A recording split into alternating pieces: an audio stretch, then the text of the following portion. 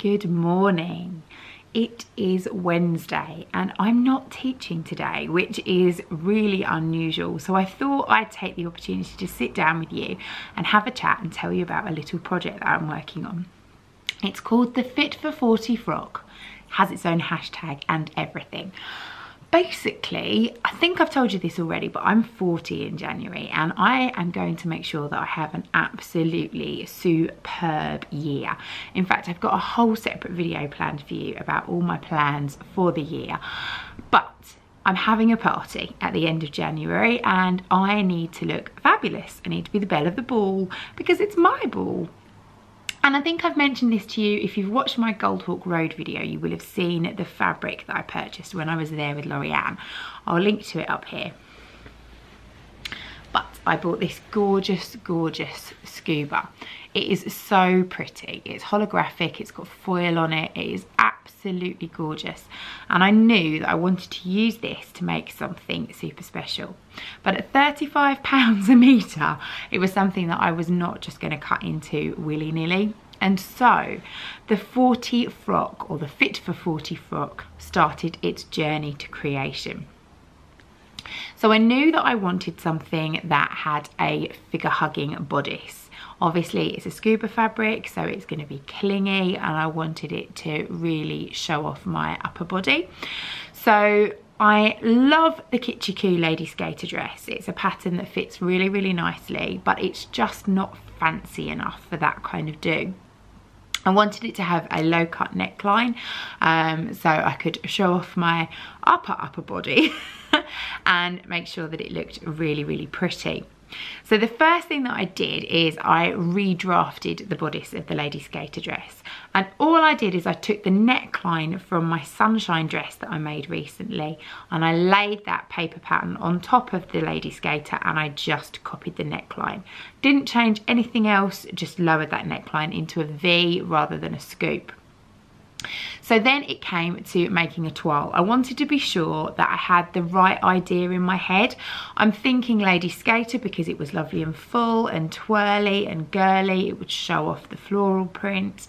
But I obviously didn't want to cut into this and potentially muck up that dress. So first things first, I made myself a toile using some of this fabric. Now this is a Scuba. It's very, very similar weight. Obviously it's a really summery print. I think they're is it hyacinths? Hydrangeas. They're hydrangea flowers in kind of greys, blush pinks, mauves, etc. So I set to and made myself a toile. Now this is where the fun started. I made the dress, the bodice fitted really nicely. I was really pleased with the neckline. I lined it with a stretch jersey as well, and I understitched all the neckline so that it got absolutely perfect, lovely creases around the neckline. Really pleased with it. Stitched the skirt on, put the dress on, and instantly thought, bleh, this looks horrible. It's not flattering at all. Now it didn't help that obviously it's the midst of winter. This is a very summery fabric. I have no suntan whatsoever. And so it did absolutely nothing for me skin tone wise, but also the waistline was just wrong. It was really, really low. So I turned to Facebook and I asked my audience what I should do about this dress. Should I bring the waistline up or should I leave it alone?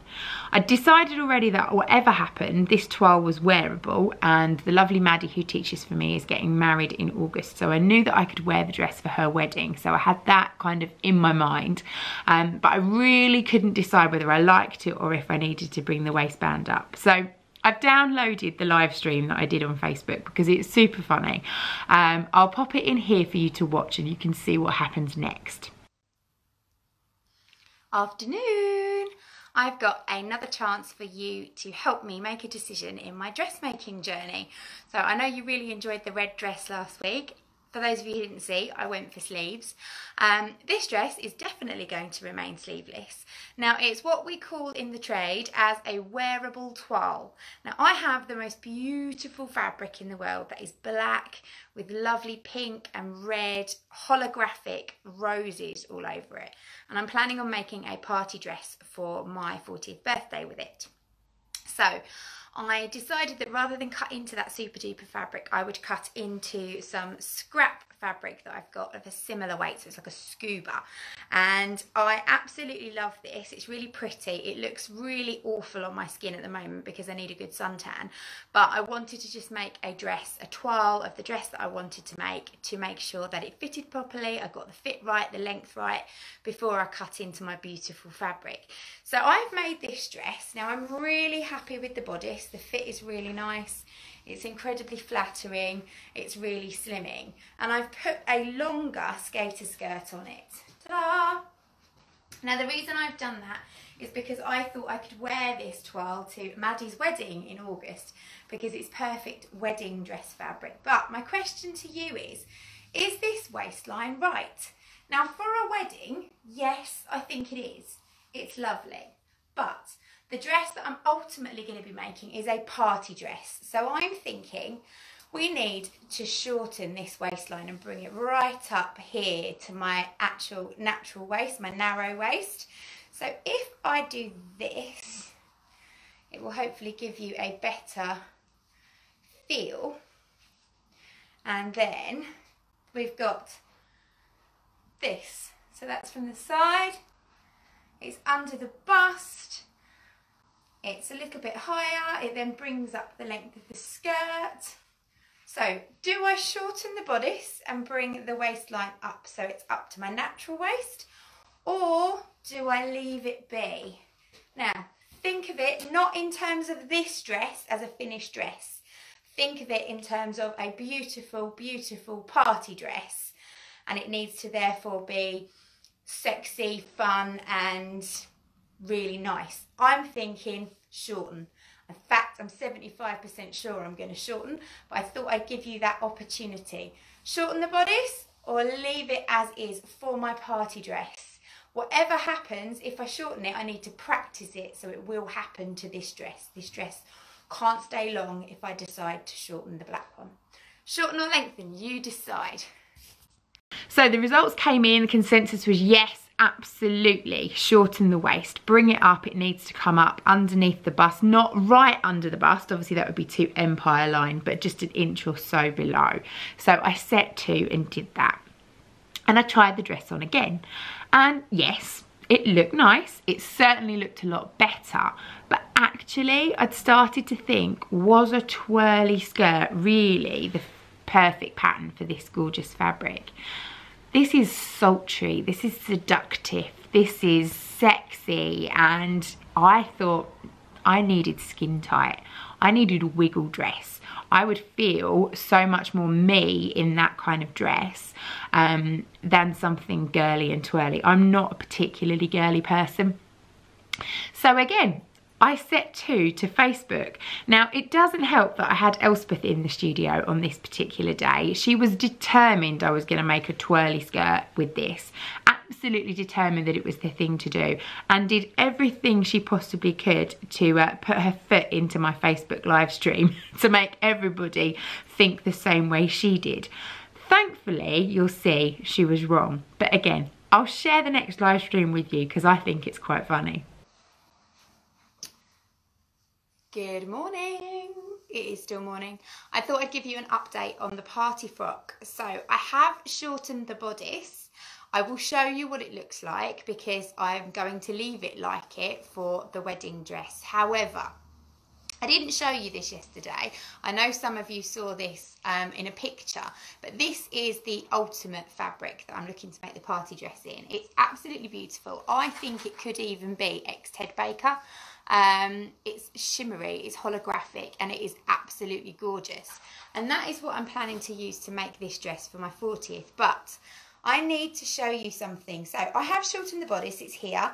And I've just rolled up the skirt a little bit to pin it so that I can put a waistband in because I want to show you another option.